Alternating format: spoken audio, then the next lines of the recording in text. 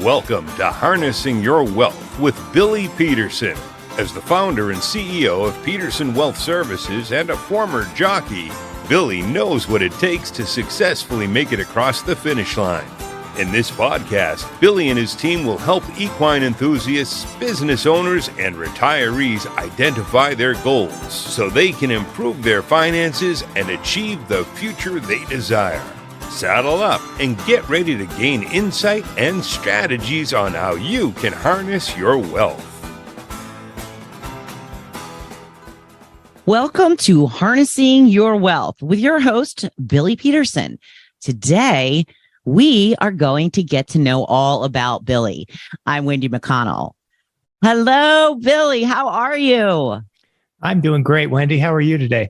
Oh, I'm good. And I'm excited to dive in a little bit and get to know you a little bit better. Let's start off with talking about your decision to get into this industry. How did that happen? Well, that dates all the way back to the time I was 14 years old, believe it or not. And I didn't really know at the time the seeds were being planted. But back in those days, I would go over to the coffee shop with my dad and all the other local farmers. It was an afternoon thing. It was a ritual. And one day I was sitting there minding my own business, listening to them all talk about weather and problems with farm and politics and, of course, the normal banter. But the one gentleman that was sitting there that day knew that I was starting out my career as a jockey, and he asked me some questions about how I was doing. And he found out, as I was telling him, that I was doing fairly well and I was making decent money for a kid my age at 14. And then he asked me, "What are you doing with all that money you're making?" Kind of joking. And I said, "Well, I'm putting most of it in the bank." And I was pretty proud of myself. And he kind of chuckled and said, "All right, Billy, I'm going to give you some life lessons here. Come on back tomorrow and I'm going to tell you what I'm talking about." So, of course, that piqued my interest. And imagine a 14-year-old kid listening to an adult. I think most kids would have not been too concerned about what they had to say, but I was interested in what he had to say. So I came back. I went back the next day to the coffee shop, and sitting there, he pulled out his newspaper and he told me, "All right, now take a look here. This is the investment section. This is the section that I want you to pay attention to and I want you to get familiar with. And I want you to watch this section and read it every day." And he pulled out the mutual fund area and scrolled down and he pointed to a mutual fund. Of course, at that age, I had no idea what a mutual fund even was, nor what investing meant. But he circled a fund and told me, "This is the fund that I want you to consider investing in." And he had actually taken the time to pull out some investment applications for me for the fund company and brought them along. So we passed those over and said, "Here's how you do it." And of course, it was a form to fill out my information and tell them how much I wanted to send in. And he explained how it worked, that I would actually send my money in and this company would take my money, invest it for me, and I would be able to sit back and watch it grow. Now, he told me it wouldn't be all at once, but I could continue to invest in that fund and I wouldn't have to do any physical labor to see my money grow. Well, I was hooked from that point on. And I took that home and I filled it out and I sent in the application along with a check. And I remember I sent in a check for $500 to get started with that investment when I was 14. And I watched it and I paid attention to those statements. And then I started to do a $50 a month contribution. So they would just pull the money out automatically and put it into this investment. Well, of course, over the years, that was the seeds that started my interest in investing and in the whole world of finance and monitoring this stuff. And that's what got me started. And lo and behold, getting into the career I had as a jockey, I was already involved with investing. And I was monitoring my investments, of course, making larger and larger investments at that point in my life when I was 18, 19, 20, 21, and my career was really in full swing. So then other industry insiders were asking me for advice. What do you invest in? How do you get started? What kind of an account should I open?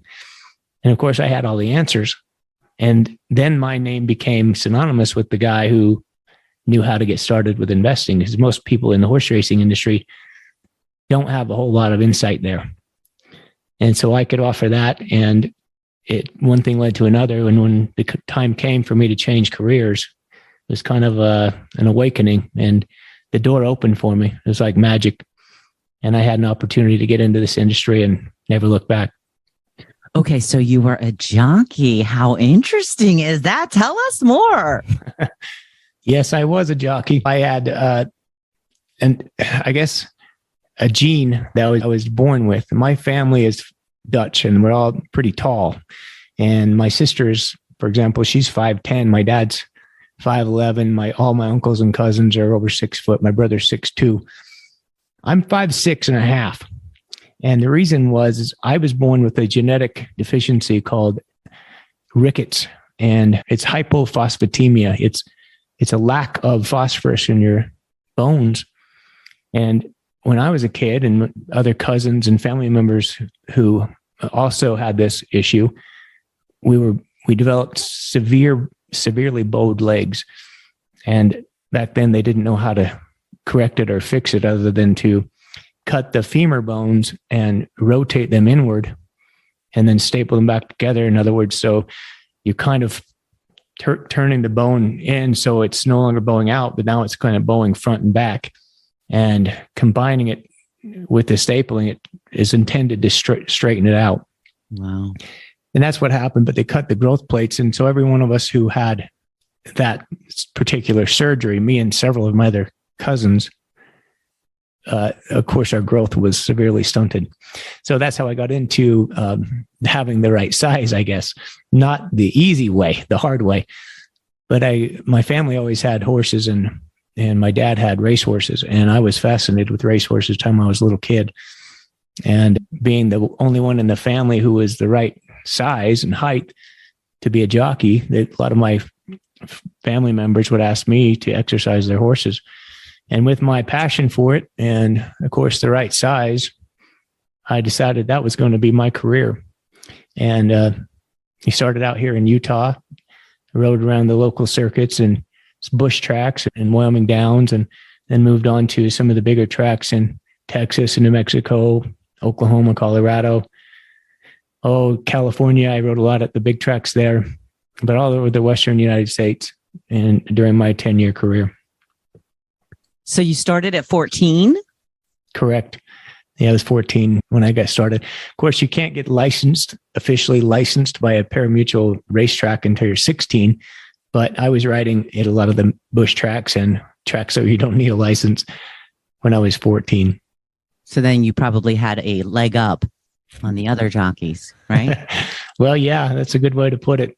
I started riding when I was even younger. I got on my first horse when I was 7, and I rodeoed. My family is full of rodeo participants, cowboys, generationally, dating way, way back. And so farmers and ranchers and cowboys, it's filled in my genetic history. So how long did you do this for? Well, I quit riding in 1996. End of 96 is when I rode my last race. And I just felt like it was the right time. I had this opportunity to work at a brokerage firm. I was in California at the time, riding at Los Alamitos primarily, and it was night racing.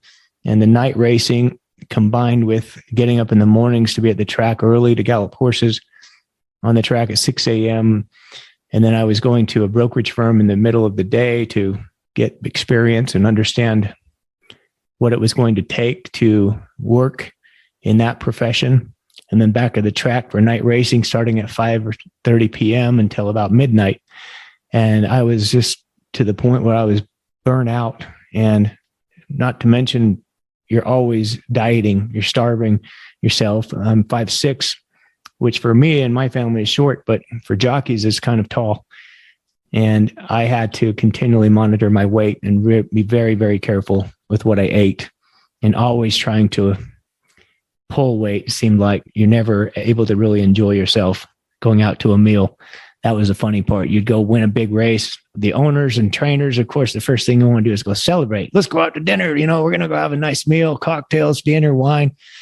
Okay, I'll have a carrot and a salad and some saltine crackers, please. Not even on race day? You couldn't even enjoy a meal on race day? Oh, race day is the worst because it's not like a wrestler, where you weigh in and then you can do whatever you want between then and the actual event.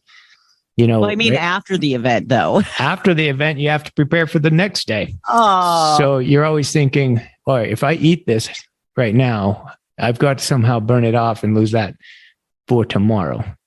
Every day is a new day on the scales. And you might get on the scales 15, 20, 30 times, depending on how many races you ride. You weigh before and after every race to make sure there was no cheating going on.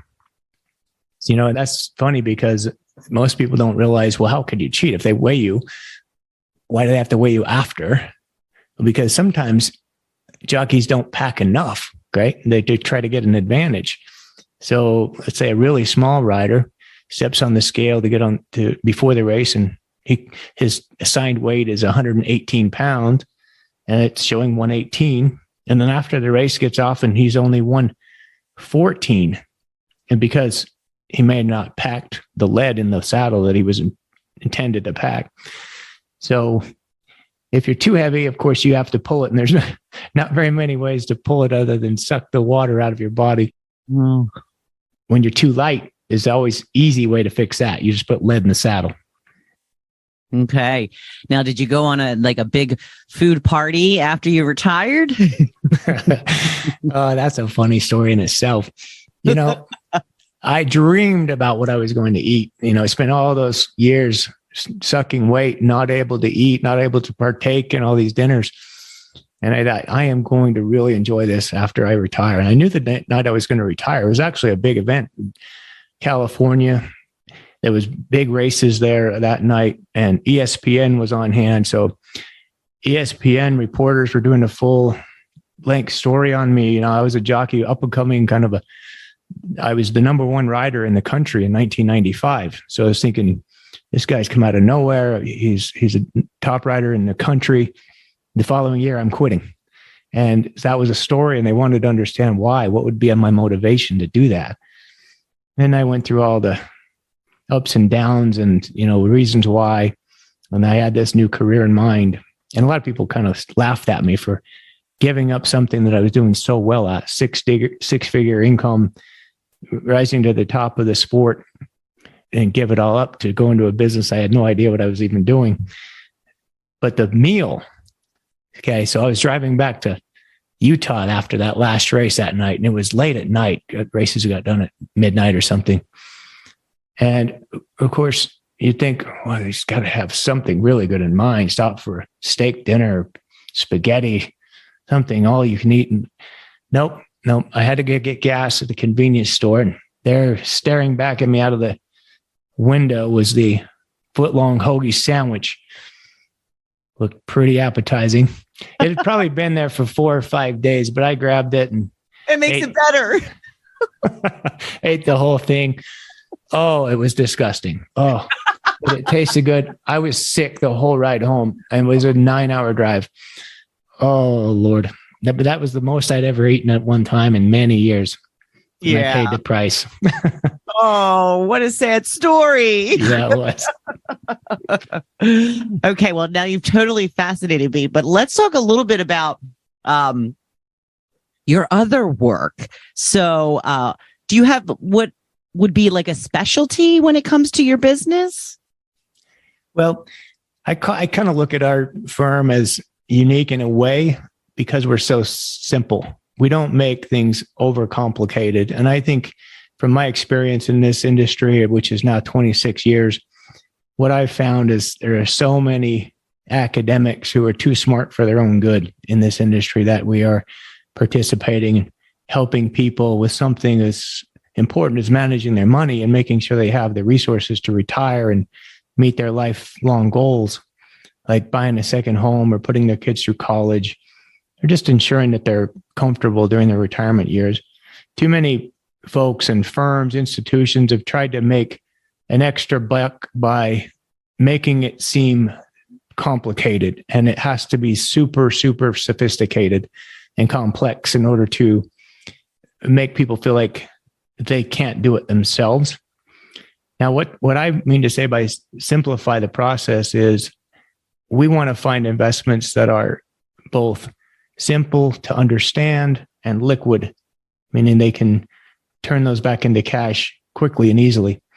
So we're not interested in the hard to understand products, the high fee products, things that are the new latest and greatest, because again, in my 26 years, I found out so many of those ended up not working out and costing people lots and lots of money. And I think some of these people in our industry can be too smart for their own good, trying to figure out the latest mousetrap. I always go back to Warren Buffett when I have a question. He makes things simple, and that's why he's been so successful, is just buy good companies and hold them for the long term. Okay. So who's your ideal client then? Who is it that you like to help out the most? We like to work with people who are interested in planning, who are interested in preparing for future events, and who also understand they don't have all the answers. So those people really rely on us to be their quarterback, to be their coach in all of their financial matters. They'll call us to ask questions if they are relevant to their situation as far as retirement goals or spending goals, tax issues, estate planning issues. We quarterback all of that. We might not have all of the answers, but we have resources that we can rely on, or other professionals that we can bring into the picture when necessary.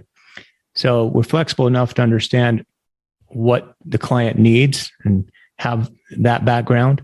So it ranges from the farmer and rancher who's very simple, just looking for something easy to handle and understand, to the more sophisticated business owner who has multi-million-dollar empire and lots of different moving parts and wanting to tie it all together for transfer to the next generation. So there's lots of different answers for those types of people. But again, it's not intended to be complicated the way we work with clients. We want to strip out all the hard words, difficult words, and make it easy and make things simple and really get to know people. I think that's what we're good at, is knowing what makes them tick, knowing what their goals and objectives are, asking just a lot of questions about them and their families. And that's really what you get to the underneath the hood. It's not about the money. It's about what the money is going to do for them. Yeah. So do you have a business or investment philosophy? I think the long-term compounding really works. Compounding of your investments over a long period of time. So we believe in reinvesting the dividends. We believe in always investing when it's the hardest. So when you're talking about emotional situation, people get emotional. They tend to want to avoid investing when the news is the worst. But those become the best times to actually do it. And we try to really encourage people to look forward to these bear markets or times when people are nervous and uncertain, and really increase their contributions if they can. We always discuss the areas of the media and their issues that we find media is not your friend. Matter of fact, if you pay too much attention to what's coming across the news wires or on your television, I think it can be detrimental to your wealth. They typically lead people in the wrong direction with just their emotional. They try to play on everyone's emotion. Fear and greed sell. And so people tune in when markets are at their highs or when markets are at their lows. That's when you're going to get the most viewership. And that's the most scary time to actually be taking your advice from media or folks who are broadcasting what they're trying to sell. So tell us one thing that you recommend most to clients, family, or friends. I recommend that people start early, investing early, get a basic understanding of investing when you're young, if you can. If that time has already passed you by, well, you got to ramp up your contributions to catch up from the time that you've lost. But I think it's really important that people don't delay. Start soon. Educate your kids if you have already done it, because kids are our future. And what we want our kids to be able to do is hopefully have a better life than those that came before us. Sometimes, however, I think parents are so protective and so careful with their children that they take on all their responsibilities. I'm a firm believer in the theory that kids need to fail. I think our kids need to learn how to have tough life experiences in order to grow, in order to learn. And I see this in all the walks of life that I'm involved in with this, which is coaching and teaching kids financial literacy.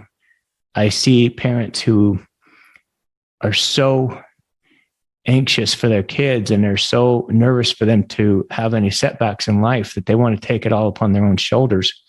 So sometimes they'll do everything for them financially, buy everything for them. They never learn. And again, I think as a society, we need to teach kids, but we need to be careful not to do everything for them.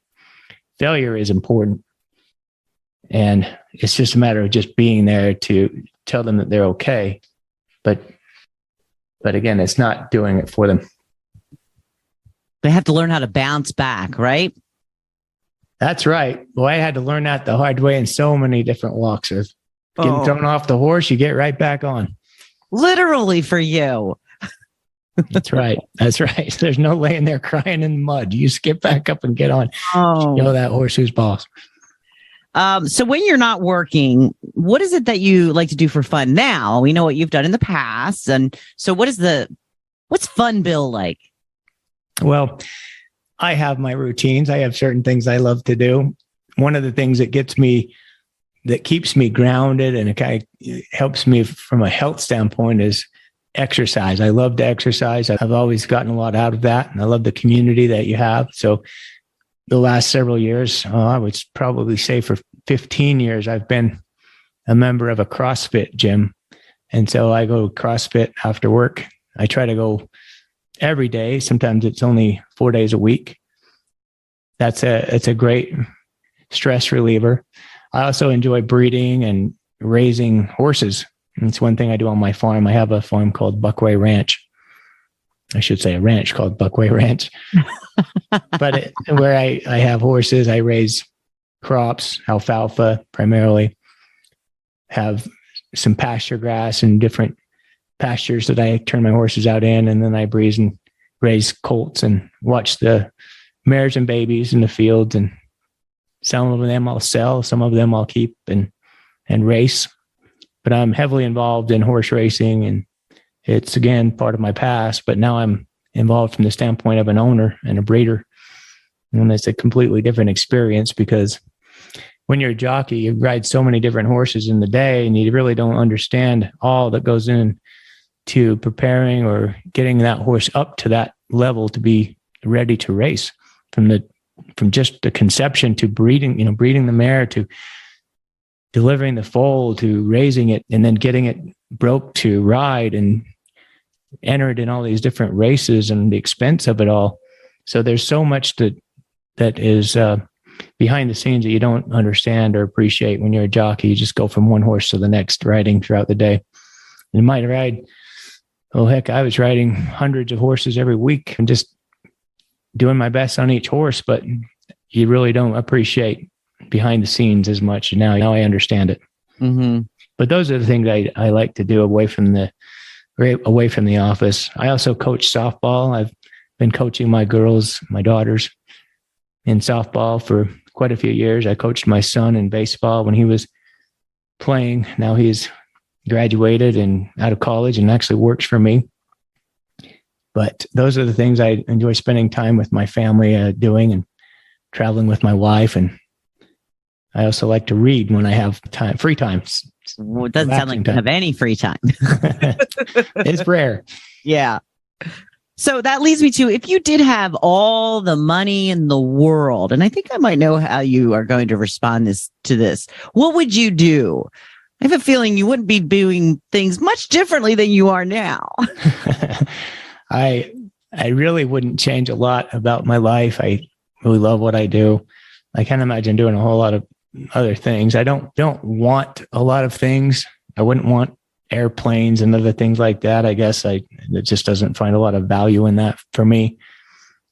But it'd be nice if a person could say, all right, I'm stepping back here. I'm looking at what could I do to impact the world, make it a better place, or even just the country if I had all the money in the world. Well, that would be a scary proposition for one person to have control of all the money.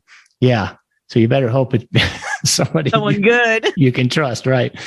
But I guess I'd want to try to eliminate or root out corruption if I could. I know that takes a lot of different forms, but I find the worst type of corruption is in our politics of this country. I think it's probably all over the world, but I just don't like some of the things that media does. I don't like some of the things that going on to divide the country and make things harder for working class people. And I'd want to probably put in some term limits on our Congress people and make them come in and move on and not sit and lie to us for the rest of their lives, as most of them do. I think that's pretty noble effort. A lot of people complain about the system, but you are saying that you would actually try to do something to change it. So that's really honorable. Well, thanks. I would hope that somebody could make a change. That's what it would be. I know those are difficult. A lot of people talk, but there's not a lot of people who take action. And I've found that to be the case in a lot of walks of life. I've served on a lot of boards. So when you're doing community service or serving on nonprofits, you'll oftentimes get a whole host of complaints or ideas or both from people who are on the board. But yeah, when it comes time to implement the change or put it into action or do the hard work, they vanish. They're gone. And there's only a handful of people who are willing to do the work. Yeah. And I find that in softball. I find that the girls that I can count on that I know are going to be there to work, and the ones that are just there to have the experience. You see that in almost every day of your life. You just look around, you can see that. Mm-hmm. So when it comes to this podcast, what are you hoping to achieve? Who do you want to listen? Well, I hope people who are interested in maybe entertainment, but at the same time, learning about concepts that can better their lives, financial type concepts, money management, investment strategies and ideas, things that, again, aren't for the super sophisticated and you need a college degree to understand. But hopefully information that you can take and apply to your life and can make a difference in where you end up from a financial standpoint. And those people, I think, would get a lot out of this. We're also going to encourage folks who have an interest in equine industry, because that is a part of the clientele we serve. A good portion of our clients have a background in equine industry. And I think we're going to bring on a lot of guests who will resonate with that group. You don't have to be in the equine industry, of course, but I think there'll be a lot of folks with insights there that you would find interesting. That's our goal. A lot of guest speakers who can bring different life experiences to the listeners. And I would just say it's going to be straightforward. It's going to be advice that you can take and apply straight away. Well, I am very much looking forward to it, Bill. Well, I hope you get a lot out of it. I hope you enjoy it. I hope I do too. I'm sure that I will. So if somebody wants to get in touch with you, how would they do that? Typically, people can call us. I'm one that just likes to talk to people directly. So call us on our phone number, and you can find that on our website, which is petersonws.com. That stands for Peterson Wealth Services. We have a lot of information on there, from blogs to different video posts, how our business operates, our process, the team members that you will meet. I think those are some of the ways you'll get to know us. One thing you'll find out soon enough about our company is we all have a part in working with every client. It's all hands on deck, and we all strive to make the client experience as good as it can possibly be. When someone calls our firm, they're going to know who they're talking to, and it becomes a really intimate relationship. Most of our clients know us and we know them, deeper than just a transactional relationship. We know about our families. People call and ask about how things are going in my life, things that are going on, and my staff will know the same about them. So I think that's where we are different than a lot of other firms. We know this is a relationship business. People can go anywhere with their money. They can go to a huge Wall Street firm. I worked at Wall Street firms. I find that they've lost that sense of touch and values, core values. We call ours the code of the West. We live by the code of the West, the principles that we think are important to carry on that tradition. And that's what we live by here. I like it. Can't wait to dive in a little bit more. Well, it's been fascinating getting to know you today, Billy. I really appreciate you taking the time. And we'll be speaking a lot more in the future. Sounds great. Looking forward to it. Appreciate that, Wendy. And thank you for joining us today. Please like, follow, and share this podcast with your friends. Until next time, I'm Wendy McConnell. Thank you for listening to Harnessing Your Wealth with Billy Peterson. Before we declare the race official, please click the follow button so you can be notified when new episodes become available. For more information about today's show, please check out the show notes. Visit our website at www.petersonws.com or give us a call at 801-475-4002. Once again, thank you for listening. The information covered and posted represents the views and opinions of the guests and does not necessarily represent the views or opinions of Peterson Wealth Services. The content has been made available for information and educational purposes only. The content is not intended to be a substitute for professional investing advice. Always seek the advice of your financial advisor or other qualified financial service provider with any questions you may have regarding your investment planning.